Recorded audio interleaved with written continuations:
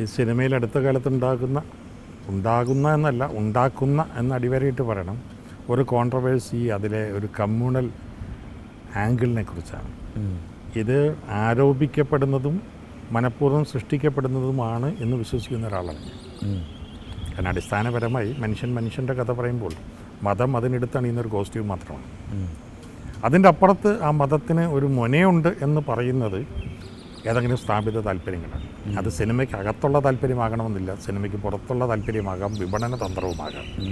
ഇത് തിരിച്ചറിയുന്നില്ല എന്നുള്ളത് നമ്മുടെ ഇവിടുത്തെ സമൂഹത്തിനേറ്റ ഒരു ജീർണതയുടെ ഭാഗമാണ്. അതിനി തിരിച്ചറിഞ്ഞിട്ടും അറിയാത്ത ഭാവം അടിക്കുകയുമാണ്.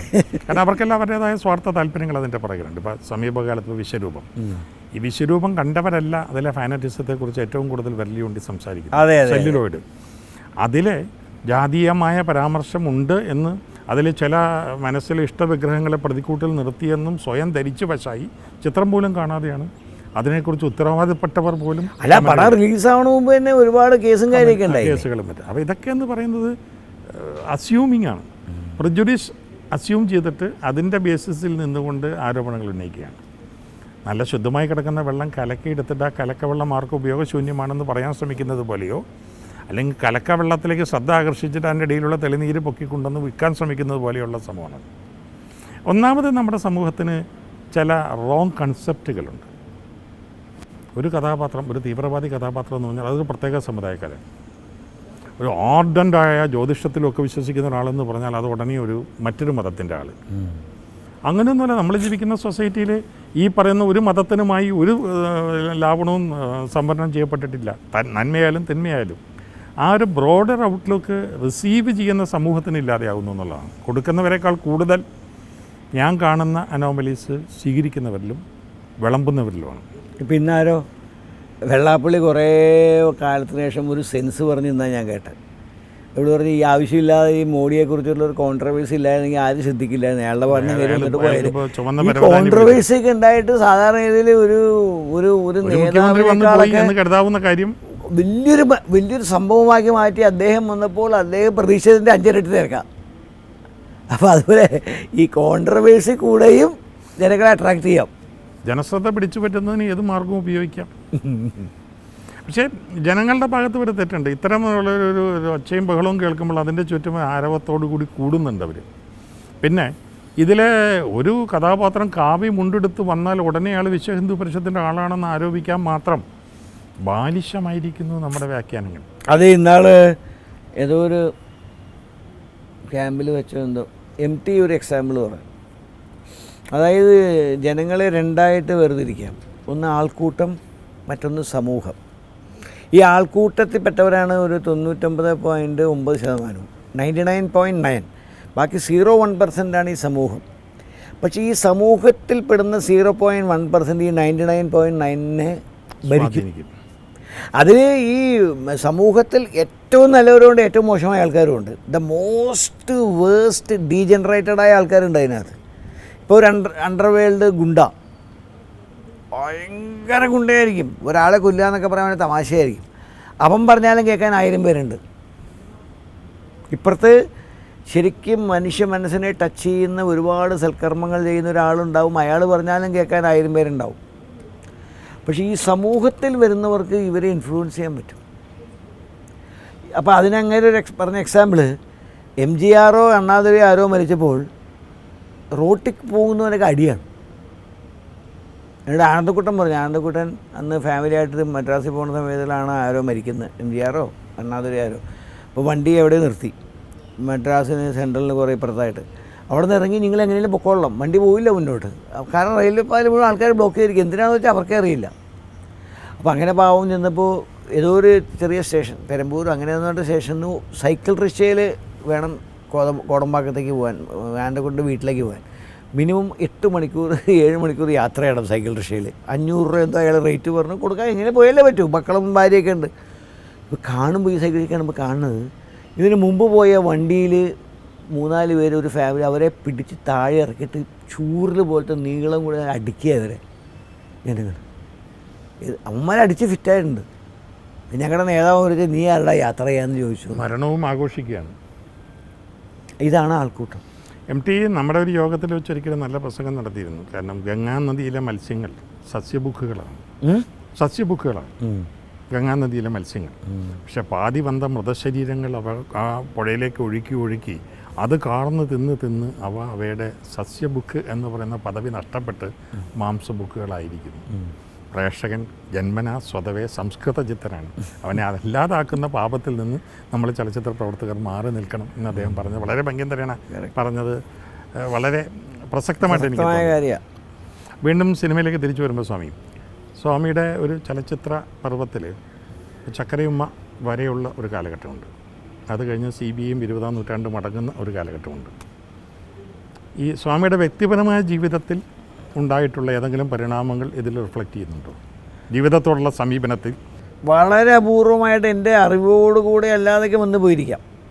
അല്ലാതെ ബോധപൂർവം ഞാൻ അങ്ങനെ ഏതെങ്കിലും ഒരു ജീവിതത്തിൽ ഇല്ലെങ്കിൽ നമുക്ക് പുറത്തുണ്ടായ അനുഭവം, വീട്ടിനുള്ളിലുണ്ടായ അനുഭവം ഇല്ലെങ്കിൽ അങ്ങനെ എന്തെങ്കിലും ഇല്ല, എൻ്റെ ഓർമ്മയിലില്ല ജോണേ. ഈ ചോദ്യം എന്നോട് വേറെ പലരും ചോദിച്ചപ്പോഴും എനിക്ക് ഇത് തന്നെയാണ് ഉത്തരം പറയാനുണ്ടായിരുന്നത്. ഞാൻ ഒരുപാട് ഓർത്തു നോക്കി. അങ്ങനെയൊന്നും സംഭവബഹുലമായ ജീവിതമൊന്നും അല്ലായിരുന്നു എൻ്റെ. അത് കാരണം എനിക്ക് അത്ര അറിയത്തില്ല എന്ന് പറയുന്നത് പുറമേ നിന്ന് നോക്കുമ്പോൾ ഓളങ്ങളുടെ പേരിലല്ല ഞാൻ പറയുന്നത്. അല്ല, ഞാൻ സാക്ഷിയാണെങ്കിൽ അത്ര അറിയാം. ചില എന്താ പറയുക സ്റ്റേജസ് ഉണ്ടല്ലോ, അത് ഷെയ്ഡ്സിൽ വരുന്ന മാറ്റങ്ങളുണ്ട് ജീവിതത്തിൽ. ഒരു കാലഘട്ടത്തിൽ ഞാനും സ്വാമിയും എറണാകുളം നഗരത്തെ മോഹിപ്പിക്കുന്ന വിധത്തിൽ മദ്യത്തെ ഘോഷിച്ച് നടന്നവരാണ്. നമ്മൾ രണ്ടുപേരും ഇപ്പോൾ മദ്യപിക്കുന്നില്ല. അപ്പം അങ്ങനെ നമ്മുടെ ജീവിതത്തിൽ പല മാറ്റങ്ങൾ വന്നിട്ടുണ്ട്. അപ്പം ഈ വക മാറ്റങ്ങൾക്കൊപ്പം തന്നെ നമ്മുടെ മനസ്സിൻ്റെ ചായ്വുകളിലോ മനസ്സ് നോക്കിക്കാണുന്ന വിഷയങ്ങളോടുള്ള അഭിരമിക്കുന്ന രീതിയിലോ മാറ്റങ്ങളുണ്ട്. സ്വാഭാവികമായിട്ട് ആ മാറ്റം ഒരു എന്താ പറയുക നാച്ചുറൽ പ്രോസസ്സിൻ്റെ ഭാഗമായി നമ്മൾ സൃഷ്ടിക്കുന്ന കഥാപാത്രങ്ങളുടെ മൂശയെ സ്വാധീനിക്കും. അതിൻ്റെ റിഫ്ലക്സസ് ഉണ്ടാകും. നമുക്കൊരു പക്ഷേ ചൂണ്ടിക്കാട്ടാനാവില്ല. എനിക്കറിയില്ല. ചിലപ്പോൾ വളരെ സങ്കീർണമായ ഉള്ളിൽ എവിടെയെങ്കിലും കിടപ്പുണ്ടായിരുന്നു പറഞ്ഞിട്ടുണ്ടോ എന്ന് എനിക്കറിയില്ല. വളരെ പെട്ടെന്നൊരു മാറി ചിന്തിക്കുകയാണെങ്കിൽ ഒരു സ്വാമി ജീവിതത്തിൽ ഒരു ഗവൺമെൻറ് അല്ല ഒരു സ്വകാര്യ സ്ഥാപനത്തിൻ്റെ മാനേജറായിരുന്നു, ഡിസൈനേഴ്സിൻ്റെ. അത് കഴിഞ്ഞ് കുറേ നാൾ കോൺട്രാക്റ്റ് ജോലികൾ ചെയ്തിരുന്നു. ഞാൻ കാണുന്ന കാലഘട്ടത്തിലല്ല, കുറച്ച് നാൾ മീഡിയ പ്രവർത്തനങ്ങൾ ചെയ്തിരുന്നു. അതെല്ലാം കഴിഞ്ഞിട്ട് വളരെ ആകസ്മികമായി സിനിമയിലേക്ക് വരികയും സിനിമയിൽ സജീവമാകുകയും ചെയ്തു. ഈ സിനിമയിലേക്കല്ലായിരുന്നു സ്വാമിയുടെ ട്രാൻസിഷൻ എങ്കിൽ മറ്റെന്താകുമായിരുന്നു എന്നുള്ളത് എപ്പോഴെങ്കിലും ചിന്തിച്ച് നോക്കിയിട്ടുണ്ടോ? അതായത് ജോണേ, ഞാൻ ആ കാര്യത്തിൽ ഒരു വിചിത്ര ജീവിയാണ്. ഞാൻ ഇന്ന് രാവിലെ തീരുമാനിക്കില്ല വൈകുന്നേരം എന്തായി തീരുന്നു. അങ്ങനെ ആയി തീർന്നുണ്ട്. എൻ്റെ പല പ്രൊഫഷനും 10-32 പ്രൊഫഷണൽ കൂടുതൽ ഞാൻ ലൈഫിൽ വർക്ക് ചെയ്തിട്ടുണ്ട്. ഇതൊന്നും മുൻകൂട്ടി തീരുമാനിച്ചോ മുൻകൂട്ടി പഠിച്ചതോ അല്ല കാര്യങ്ങൾ. അന്ന് വന്ന് ഭവിക്കുന്നതാണ്. സിനിമ അതുപോലെ തന്നെയാണ്. ഒരിക്കൽ ഞാൻ വിവിൻദാസും കൂടെ ഒരു ട്രെയിൻ യാത്ര ട്രിവാൻഡ്രത്ത് നിന്ന് എറണാകുളത്തേക്ക് വരുമ്പോഴാണ് ഞാൻ എൻ്റെ ആദ്യത്തെ കഥ വിവിൻദാസിനോട് പറയുന്നത്. വിവിൻദാസ് പറഞ്ഞത് ഉഗ്രം കഥയാണ്, സിനിമയൊക്കെ ഫസ്റ്റ് കഥ. അത് സുപ്രസിദ്ധ സാഹിത്യകാരനാണ് അതിന് സ്ക്രിപ്റ്റ് എഴുതുന്നത്. അതിൻ്റെ പ്രൊഡ്യൂസർ ഒന്ന് ഔട്ട്ഡോർ പബ്ലിസിറ്റിയുടെ കൃഷ്ണകുമാർ, പിന്നെ മരിച്ചുപോയ സീക്കിംഗ് ഹംസയാണ്. നമ്മുടെ ലിസ ബേബിയായിട്ടാണ് ഡയറക്റ്റ് ആയിരുന്നു. അത്രയും ഡെവലപ്പായി. എനിക്ക് ആദ്യത്തെ അഡ്വാൻസ് തരുന്നത് ഈ ഹംസയും കൃഷ്ണകുമാരും കൂടിയാണ്. ഏത് പടമായിരുന്നു? അത് ഇറങ്ങിയില്ല, ആ സിനിമ നടന്നില്ല. ആരാണ് എഴുതിയത്? പെരുമ്പടം സീരൻ സ്ക്രിപ്റ്റ് എഴുതിയത്. പുള്ളി ഞെട്ടിപ്പോയി ആ കഥ കേട്ടിട്ട്. അപ്പോൾ അത് സംഭവിക്കുന്നത്. അത് ഞാനത് മുൻകൂട്ടി തീരുമാനിക്കും. അതാണ് ഞാൻ ചോദിച്ച ഒരു ആംഗിൾ. അതല്ല, സ്വാമി സിനിമയിലേക്കല്ല പോയിരുന്നതെന്ന് കരുതുക, മറ്റെന്താകുമായിരുന്നു എന്നുള്ളത് ഇപ്പോൾ തിരിഞ്ഞു നോക്കുമ്പോൾ സ്വാമിക്കൊരു കൗതുകത്തോടെ തോന്നുന്നുണ്ടോ? കോൺട്രാക്ട് തന്നെ തുടരുമായിരുന്നു. കാരണം എനിക്ക് പറയുമ്പോൾ ഞാൻ സിനിമയിൽ കടന്നു വന്ന് സജീവമായിരുന്നില്ലെങ്കിലും ഒരു കാലഘട്ടത്തിൽ ഒരു കാരണവശാലും ഞാൻ ബാങ്കിലെ ജോലി മുഴുമിപ്പിക്കുമായിരുന്നില്ലെന്ന് അവിടെ ജോയിൻ ചെയ്യുമ്പോഴേ എനിക്കറിയാം. മറ്റെന്താകുമായിരുന്നു എന്നുള്ളത് ഞാൻ ചിന്തിച്ചിട്ടില്ല. അങ്ങനെ ചില ആകസ്മികമായ ചില വഴിത്തിരിവുകൾ ഉണ്ടാവുമല്ലോ നമ്മുടെയൊക്കെ ജീവിതത്തിൽ. കാരണം കോൺട്രാക്ട് ജോലിയിൽ എനിക്കൊരു അട്രാക്ഷൻ ഉണ്ടായിരുന്ന ഒരു ഇൻഡിപെൻഡൻസി ഉണ്ട്. നമുക്ക് ഒരു സ്വാതന്ത്ര്യമുള്ളായിരുന്ന ജോലിയായിരുന്നു. കഷ്ടപ്പാടുണ്ടെങ്കിൽ പോലും സിനിമയിൽ നമ്മൾ കടന്നു വന്നു, സിനിമയുടെ ഭാഗമായി സജീവമായി, സ്വാമി ഇപ്പോഴും സജീവമായി തുടരുന്നു. ഇതിനിടയിൽ പലരും കൊഴിഞ്ഞു പോയിട്ടുണ്ട്. അങ്ങനെ നഷ്ടപ്പെട്ടു പോയവരിൽ ആരുടെ വേർപാടാണ് തിരിഞ്ഞു നോക്കുമ്പോൾ നമുക്ക് ഏറ്റവും വലിയ നഷ്ടമായിട്ട് തോന്നുന്നത്, അല്ലെങ്കിൽ വേദനയായി ഇപ്പോഴും ബാക്കി നീറി നിൽക്കുന്നത്? എനിക്ക് ഒരു മനസ്സിൽ ഒരു മറക്കാത്ത ദുഃഖമുണ്ടാക്കിയ ഒന്ന് ലോഹിദാസ്. കാരണം അതൊന്നും മരിക്കേണ്ട പ്രായമല്ലായിരുന്നു തോന്നുന്നുണ്ട്. ഭരതൻ, കാരണം സിനിമയിൽ വന്ന കാലഘട്ടത്തിൽ പരിചയപ്പെട്ടതല്ലേ. പിന്നെ സോമൻ, പിന്നെ സുകുമാരൻ, ഇവരുടെയൊക്കെ മരണം ഇപ്പോഴും അല്പം ഓർത്താ വേദന ഉണ്ടാവും. അടുത്ത കാലത്ത് ദാമോദരൻ മാസ്റ്റർ.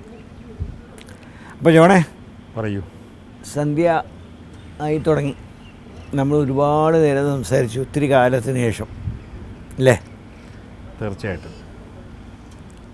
ജോണിപ്പോൾ ഒന്നാമത് ഈ മരടി പോയതോടുകൂടി കാണുന്ന കാര്യങ്ങളെ വളരെ കുറവായി. നഗരത്തിലേക്ക് വരേണ്ടതായ ആവശ്യങ്ങൾ അങ്ങനെ സജീവമായിട്ട് വല്ലപ്പോഴും വല്ല ഫംഗ്ഷൻ ഉണ്ടെങ്കിൽ വരുമെന്നല്ലാതെ.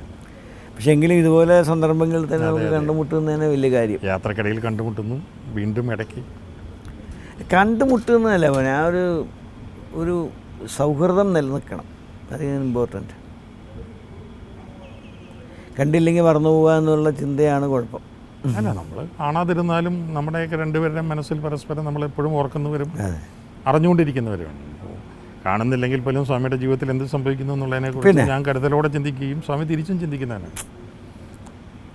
എങ്കിലും ഭൗതികാർത്ഥത്തിൽ പരസ്പരം കണ്ടുമുട്ടുന്നത് അപൂർവങ്ങളാകുന്നു എന്നുള്ളത് ജീവിതത്തിൻ്റെ ഒരു സ്വഭാവമാണ്. അപ്പോൾ അതുകൊണ്ട് എല്ലാ പിരിയിലും അർദ്ധവിരാമങ്ങളാണ്, വീണ്ടും കണ്ടുമുട്ടാൻ വേണ്ടിയുള്ള തുടക്കമാണ് എന്ന് കരുതുകയാണ് നല്ലത്.